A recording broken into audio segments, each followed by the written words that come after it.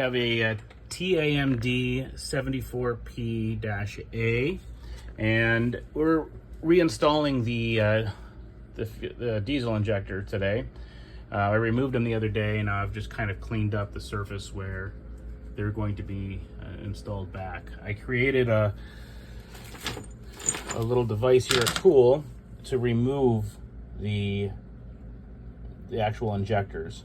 What I have is a 1-inch pipe, followed by a bolt with a couple of fender washers and a spacer with a nut. Let me show you how I put it all together. Should start by saying that I had all 6 rebuilt on the starboard side. Probably going to do the port side next, but I was getting a little bit of bluish white smoke out of the exhaust, and so now I'm going to replace these and see where it goes. See, hopefully it solves the problem.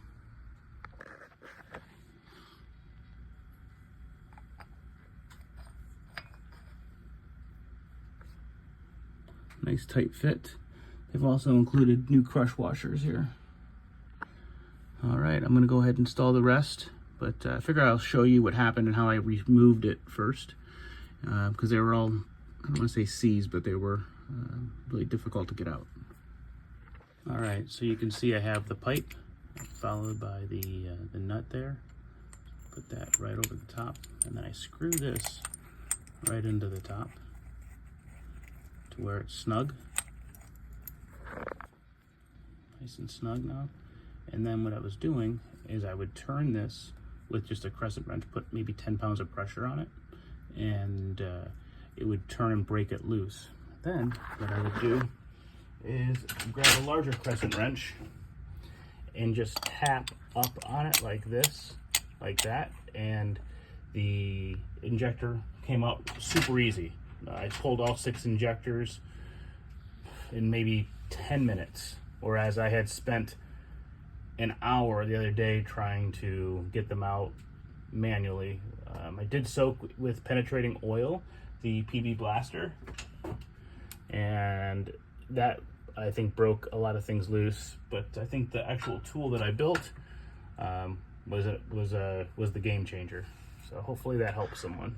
I was also reading online that it's important to crank these to about 44 pounds with a torque wrench, plus adding a little bit of oil for lubrication prior to inserting into the cylinder head.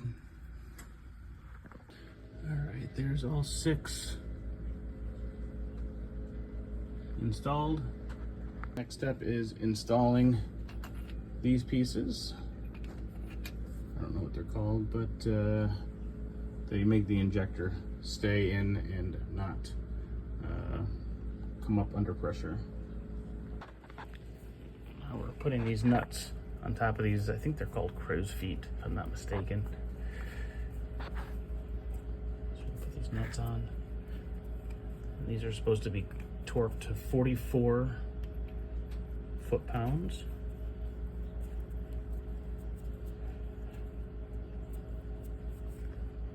All right, so I'm putting in the banjo fittings now. These guys, they go in here, and they're separated by 2 crush washers, 2 copper crush washers, and it's really important to line these up properly. So you want to start from the I guess the aft end of the engine, so the back by the transmission, so that you have a little bit more flexibility with the fuel rail. All right, now I've got all of these banjo screws in, and now I'm going to torque them one at a time by hand. And it was smart to start at this end with this fixed line and then work my way forward on the engine. All right, these are all torqued to spec. Copper washers in the right spot. All right, let's continue on. It's been really important when you're reinstalling these fuel rails, the fixed fuel rails. They're strong, but they're really delicate. You want to screw them in by hand first. And when you screw them in by hand, you can feel if they're being cross-threaded or whatever. You just want to double check that they're going in correctly, and then just double check, triple check the threads to make sure that the threads are going in properly and there's no binding happening, because the last thing you want is something additional to delay your next fishing trip. So when you're reinstalling, you just want to make sure that there's no debris in the threads, anything in here. There was just a little speck of something in there. I just took the shop vac and vacuumed it out. Now, if you are somebody not like myself and you want everything to be absolutely perfect, probably going to take it off and paint it and make it perfect. But this is a 20-year-old boat, so I'm not overly fussed about making it perfect. It just needs to be mechanically sound, so nice and safe. Again, you're just going to double check and make sure that these are all threaded and seated properly. With pipe thread, you're not torquing so much to get crazy tight.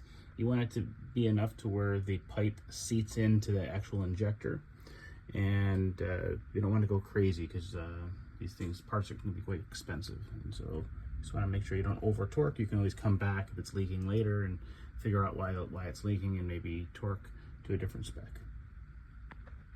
All right, I've just tightened everything, 17 millimeter. Now we're going to turn the fuel back on, and then we're going to prime accordingly. I think we have to prime it probably 20 times or something like that. All right, here we go. Let's see how many times it takes. I'm at about 50 right now. It's supposed to be. After you change the fuel filters, here, these ones, they can take a long time. Boy, this is priming. If you're priming, you want to just double check you're not getting any leaks on the cylinder, top of the cylinders where the fuel injectors are. And you can see the fuel line is certainly moving. I'm gonna try cranking the engine here in a second. All right, it's getting kind of tough to pump and prime now. Gonna turn the engine on.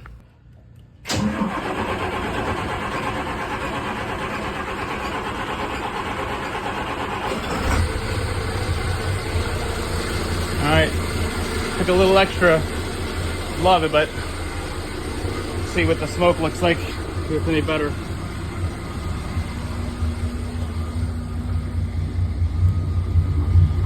Similar to the smoke I was getting before, but it says to give it a few minutes because it could be some runoff from before. It's getting a lot better than it was.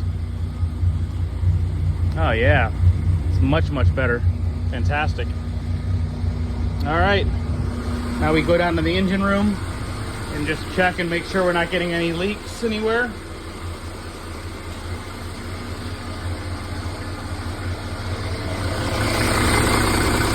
It's purring. See any leaks?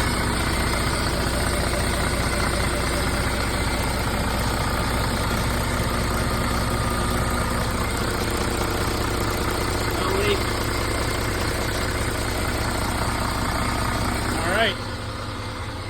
I'll give an update on the smoke if it dissipates at all. Let's go check one more time before I end the video.